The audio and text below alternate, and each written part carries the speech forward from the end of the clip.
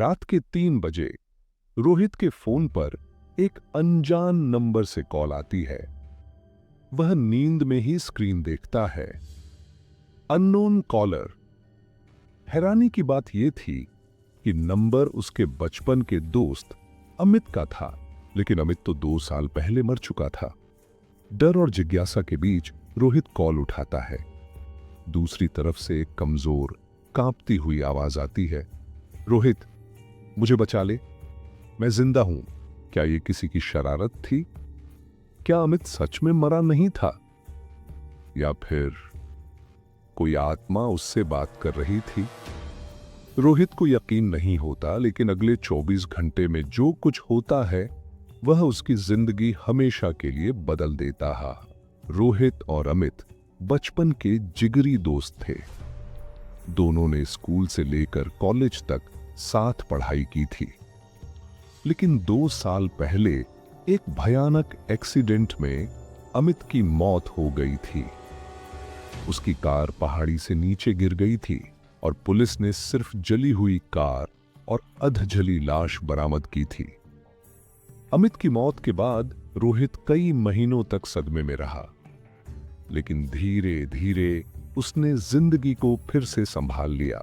अब 2 साल बाद अमित के नंबर से आया यह फोन उसकी रातों की नींद उड़ाने वाला था। मैं जिंदा हूं। कॉल पर अमित की आवाज बहुत डरावनी और असहाय लग रही थी। कॉल पर अमित की आवाज बहुत डरावनी और असहाय लग रही थी। रोहित, मैं जिंदा हूं, मुझे बचा ले। रोहित का दिल तेजी से धड़कने लगा। कौन? मैं अमित हूं। वो एक्सीडेंट, वो एक साजिश थी। मैं नहीं मरा। रोहित के हाथ पैर ठंडे पड़ गए।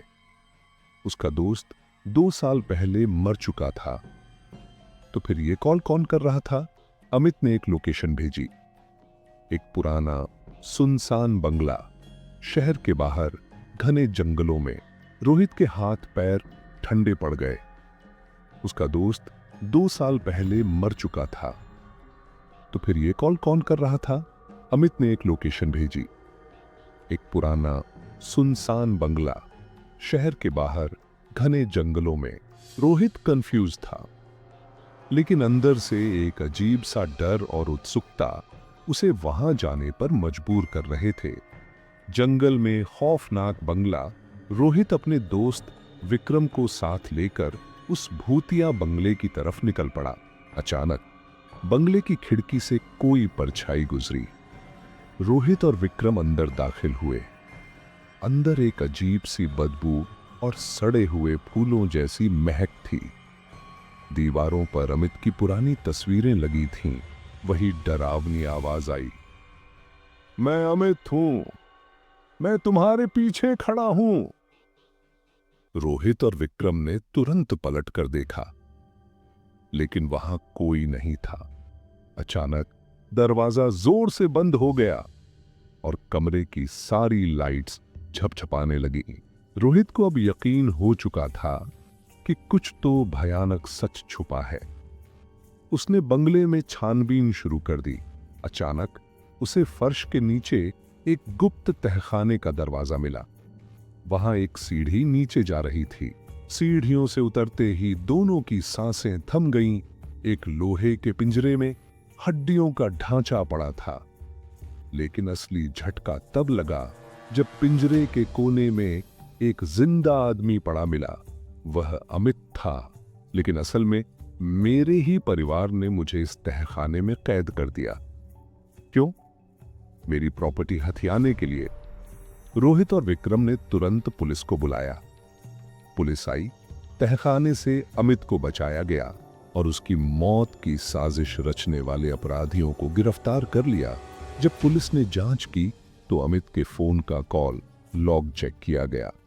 हैरानी की बात यह थी कि अमित के फोन से कभी भी कोई कॉल नहीं की गई थी। क्या किसी आत्मा ने रोहित को अमित तक पहुंचाया? इस सवाल का जवाब किसी के पास नहीं था। लेकिन एक बात तो तय थी, यह किसी चमत्कार से कम नहीं था। अमित अब अपने परिवार के धोखे से बच चुका था। तो फिर रोहित को वो कॉल कैसे आई थी? पुलिस ने जब बंगले के टेलीफोन की तारें देखीं तो वो सालों से कटी हुई थीं।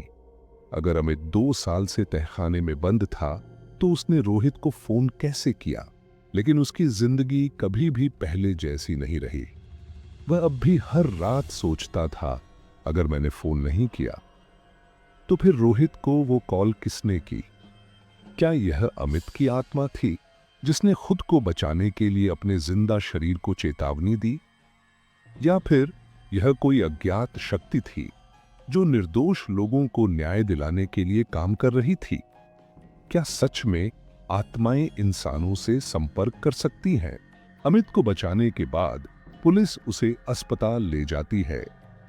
उसकी हालत नाजुक थी, शरीर पर घाव थे, आंखों के नीचे गहरे काले धब्बे थे और वो किसी मानसिक सदमे में लग रहा था। अस्पताल में रोहित और विक्रम उससे मिलने जाते हैं। रोहित, अमित, तुम्हारे साथ ये सब कैसे हुआ? अमित कांपते हुए बोलता है, जो हुआ वो इंसानों से ज्यादा किसी और की साजिश लगती है। रोहित और विक्रम हैरान हो जाते हैं। मतलब? अमित गहरी सांस लेकर बोलता है, उस रात जब मेरा एक्सीडेंट हुआ, मुझे याद है कि कार खाई में गिरने से पहले किसी ने पीछे से मेरा गला दबाने की कोशिश की थी, लेकिन जब मैंने पीछे देखा वहां कोई नहीं था। विक्रम, क्या? तो क्या तुम्हें किसी ने मारा नहीं? अमित, नहीं, मैंने खुद कार से कूदकर अपनी जान बचाई थी, लेकिन जब होश आया तो मैं उस तहखाने में कैद था। तो फिर एक्सीडेंट के बाद जली हुई लाश किसकी थी?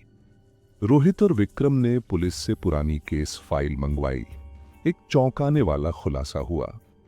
पुलिस ने अमित के एक्सीडेंट के बाद जो जली हुई लाश बरामद की थी, उसकी पहचान कभी पक्की नहीं हुई थी।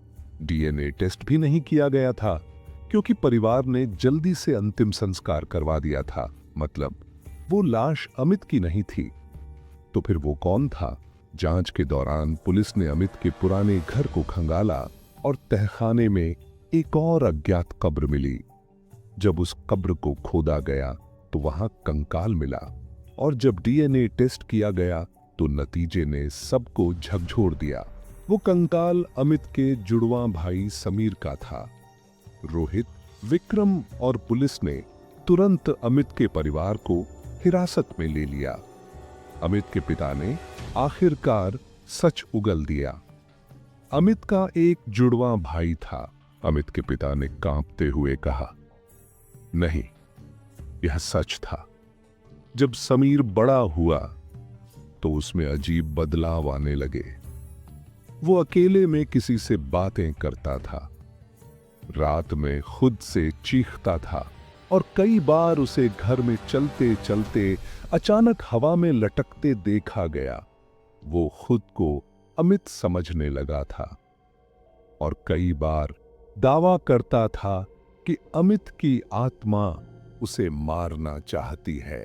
और कई बार उसे घर में चलते चलते अचानक हवा में लटकते देखा गया। वो खुद को अमित समझने लगा था और कई बार दावा करता था कि अमित की आत्मा उसे मारना चाहती है। वो समीर ही था जो मरा। अब कहानी का रहस्य सुलझ चुका था, लेकिन एक सवाल अब भी था, रोहित को फोन किसने किया? अगर अमित खुद तहखाने में कैद था तो फोन किसकी आत्मा ने किया? रोहित और विक्रम सोच ही रहे थे कि तभी अमित के फोन की स्क्रीन अचानक जगमगा उठी। फोन की स्क्रीन पर सिर्फ एक नाम दिख रहा था, समीर, और फिर एक डरावनी आवाज गूंज उठी, मुझे मेरी पहचान चाहिए, मैं वापस आऊंगा। अचानक अस्पताल का बल्ब झपझपाने लगा। अमित घबराकर रोहित से बोला, रोहित, समीर मर चुका है, लेकिन उसकी आत्मा अब भी भटक रही है। रोहित, विक्रम और अमित ने फैसला किया कि इस रहस्य का अंत करना होगा। वे उसी भूतिया बंगले में वापस गए जहां अमित को कैद रखा गया था। बंगले के अंदर घुसते ही अचानक दरवाजे खुद ब खुद बंद हो गए। हवा में एक अजीब सी गूंज उठी। मैं समीर हूं। अमित को यहां लाया गया, लेकिन मेरी पहचान मिटा दी गई। अचानक एक पुरानी दरार पड़ी हुई दीवार गिर गई और वहां समीर का चेहरा बना हुआ था। मैं वापस आऊंगा, मैं वापस आऊंगा। अमित घबरा कर चिल्लाया, नहीं, तुम मेरे भाई नहीं हो, तुम सिर्फ एक आत्मा हो, तुम्हारी पहचान मर चुकी है। अचानक पूरे बंगले में आग लग गई। रोहित, विक्रम और अमित किसी तरह बाहर भागे। बंगला जलकर राख हो गया और समीर की आत्मा का रहस्य भी हमेशा के लिए खत्म हो गया। अमित अब आजाद था। लेकिन एक दिन जब वो अपनी गाड़ी में बैठा, उसके फोन पर फिर वही अननोन कॉलर दिखा और दूसरी तरफ से वही आवाज आई, मैं वापस आऊंगा। क्या आत्माएं सच में इंसानों से संपर्क कर सकती हैं? क्या समीर की आत्मा सच में खत्म हो गई थी, या फिर अमित के लिए असली खौफ अब शुरू हुआ था? आपका क्या मानना है, हमें कमेंट में बताइए। फिर मिलेंगे एक और सच्ची घटना पर आधारित स्टोरी के साथ। वीडियो को लाइक करना ना भूलें, चैनल को सब्सक्राइब करें। मिलते हैं अगले वीडियो में। बाय।